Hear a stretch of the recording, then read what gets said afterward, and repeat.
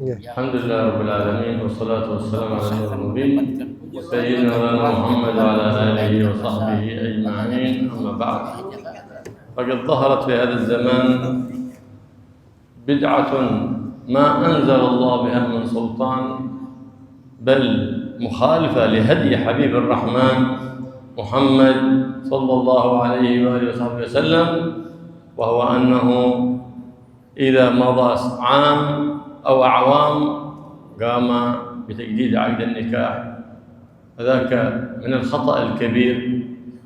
فإذا أو جاء عالم إلى البلد أراد أن يعقد عقد جديد، لا، عقد النكاح مرة فقط.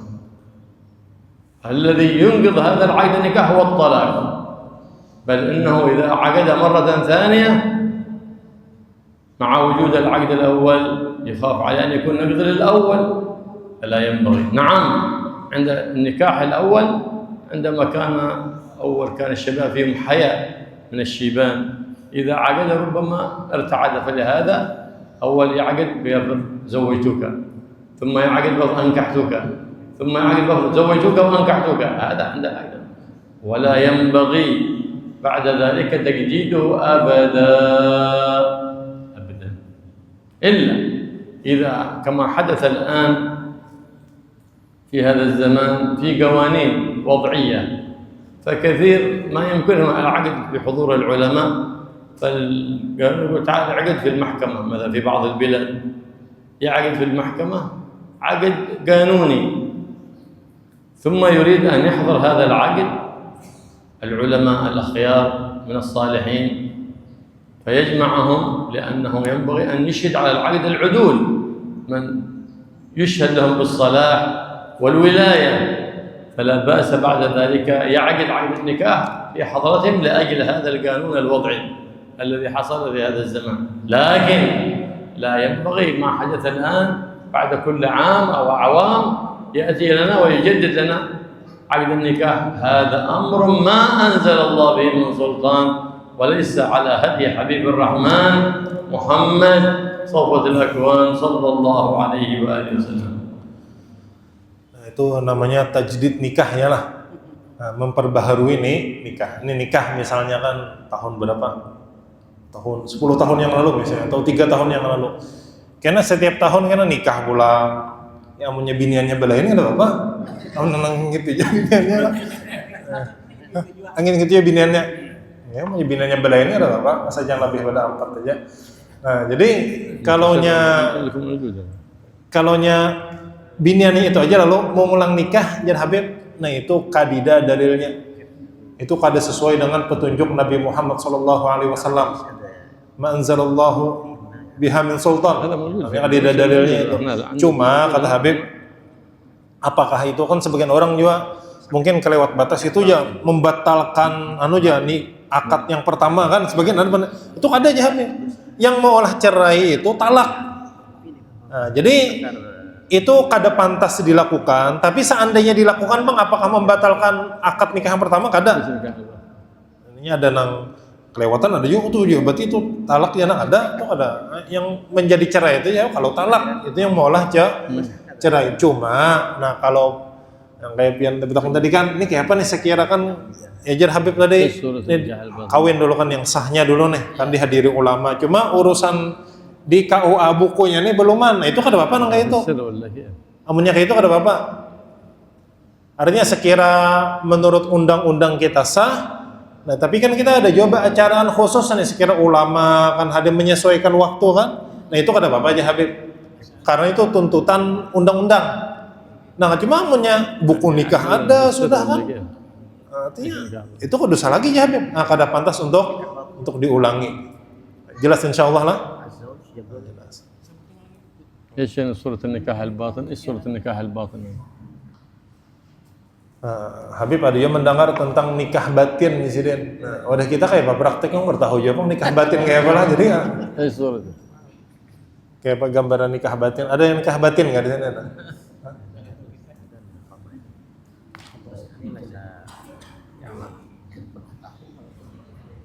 على كل حال هذا هو حكم الشرع في هذه المسألة. الشرع ينبغي النكاح أن يقام على سنة حبيب الرحمن محمد صلى الله عليه وسلم. من أراد البركة في نكاحه. أما يطلب البركة في غير هدي النبي محمد صلى الله عليه وسلم فحينئذ تأتيه الهلكة وتبتعد عنه البركة، فلا يفعل ذلك لا ظاهرا ولا باطنا. Nah tadi Habib menyampaikan juga kalau akad nikah ditarim itu kan 3 kali. Nah, kan artinya diulang-ulang juga tuh ya. Nah ini kan kalau dikatakan misalnya zawajtuka pertama dulu tuh, karena ada apa qabulnya ada itu zawajtuka, habis itu sekali dulu, habis itu angkahtuka 2 kali, habis itu zawajtuka wa angkahtuka, ku kawinkan dan ku nikahkan. Kenapa kata Habib? Kenapa itu diulang-ulang? Karena biasanya orang nanya nikah ini kada mantap masih, kada menggatar-gatar ya Habib ya lah. Nah, makanya diulang-ulang sekira lebih mantap, bukan tajdid itu. Bukan yang seperti dijelaskan Habib kadang. Cuma sekira lebih mantap. Ya lah. Kawin pertama kan kadang kan video macam-macam. Kan ku nikahkan engkau dengan putriku ini kan. Bingungnya apa jawabannya? Oke jadinya. Berelaan ada jadi. Nah, ini kan makanya kan gugup, nah makanya itu diulang-ulang.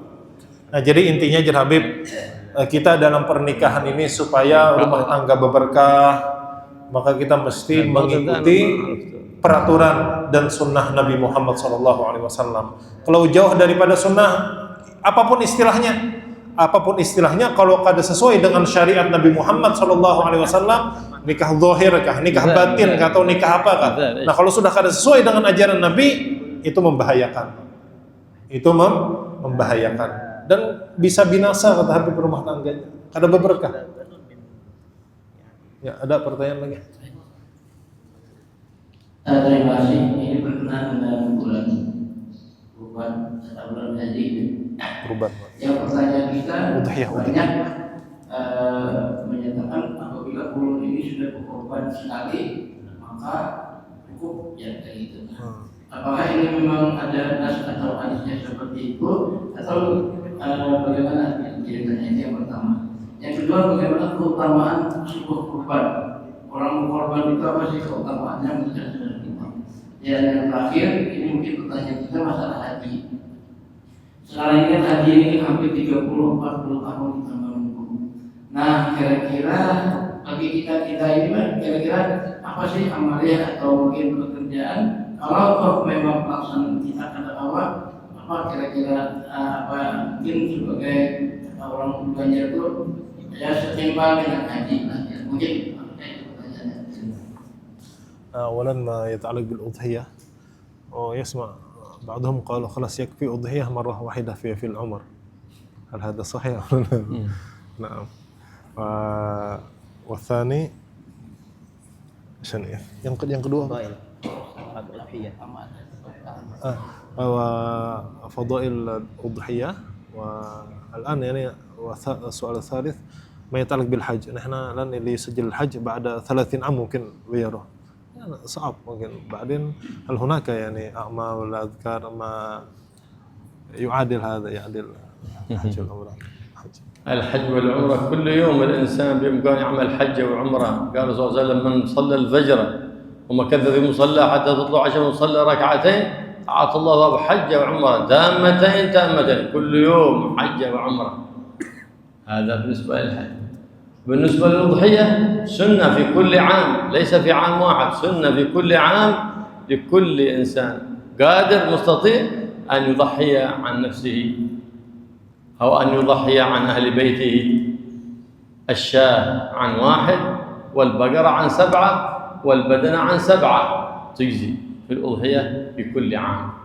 وأما فضل الأضحية فضل عظيم، فقد قال صلى الله عليه وسلم عظموا ضحاياكم فإنها على الصراط مطاياكم، تمشي كالبرق على أضحيتك.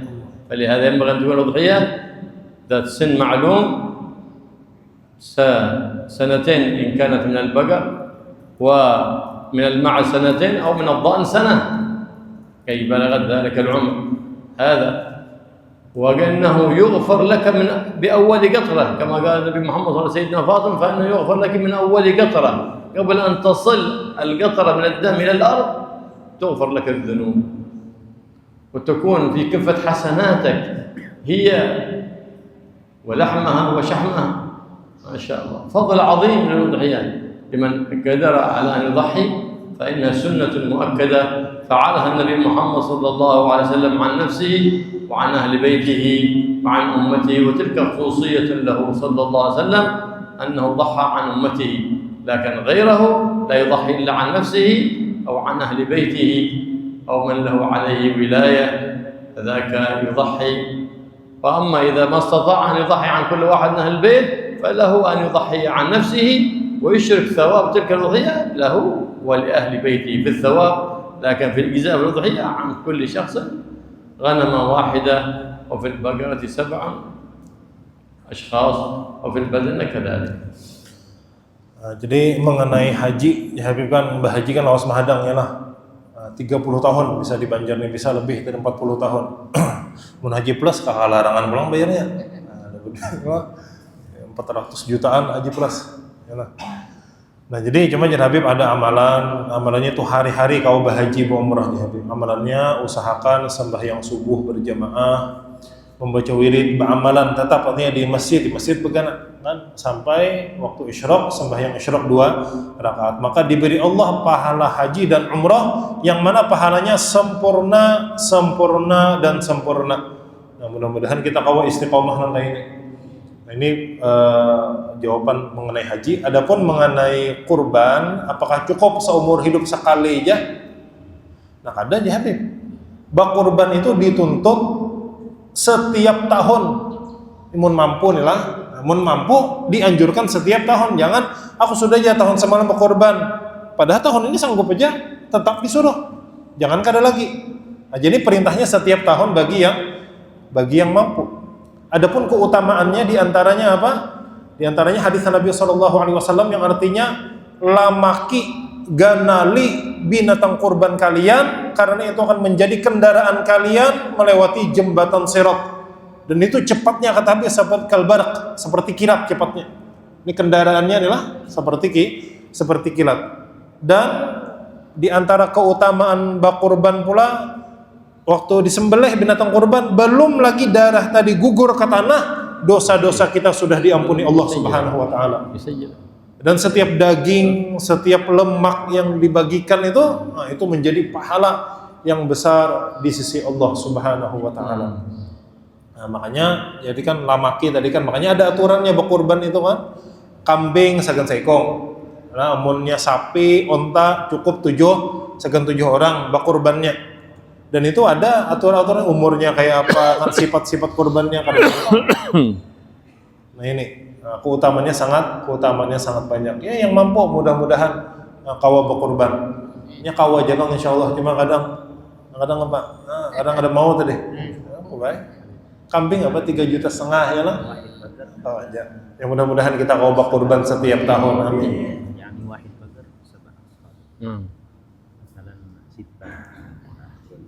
Nah, jadi kambing, seekong, sapi 7 ekong. ما في مشكلة كذلك keluarga niatkan بقرة فيذبح 5 منهم أو أضحية، و2 من ال7 بغوا عقيقة، لا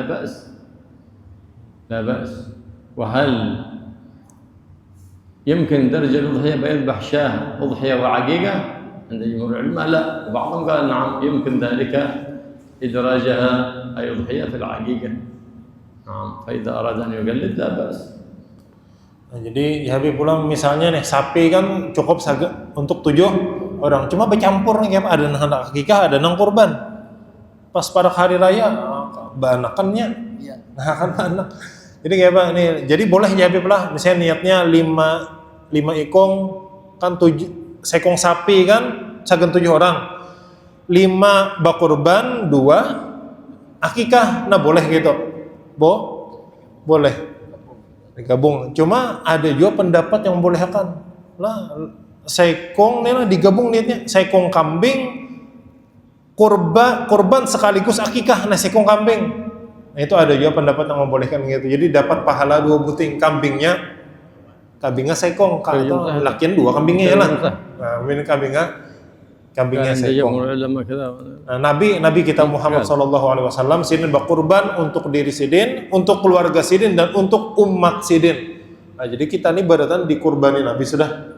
Nah, dikurbani Nabi kita Muhammad sallallahu alaihi wasallam. Nah, cuma ini khususiyah sagan Nabi kita Muhammad sallallahu alaihi wasallam. إن شاء الله.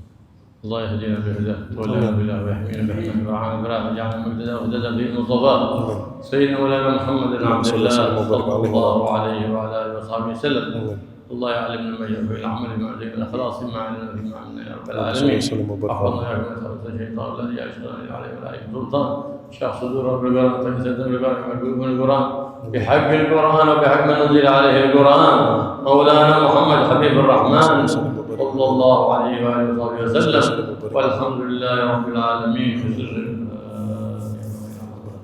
بسم الله الرحمن الرحيم الحمد لله رب العالمين الرحمن الرحيم مالك يوم الدين إياك نعبد وإياك نستعين اهدنا الصراط المستقيم صراط الذين أنعمت عليهم غير المغضوب عليهم. اللهم صل وسلم ربنا تقبل منا وتقبلنا واغفر لنا وارحمنا. اللهم يا كافي البلاء اكفنا البلاء قبل نزوله من السماء يا الله يا الله يا الله يا الله يا الله يا الله يا الله يا رب يا رب يا غير صلى الله عليه وسلم. وسلام على المرسلين والحمد لله رب العالمين. سبحان الله أشهد أن لا إله إلا أنت نستغفرك ونتوب إليك.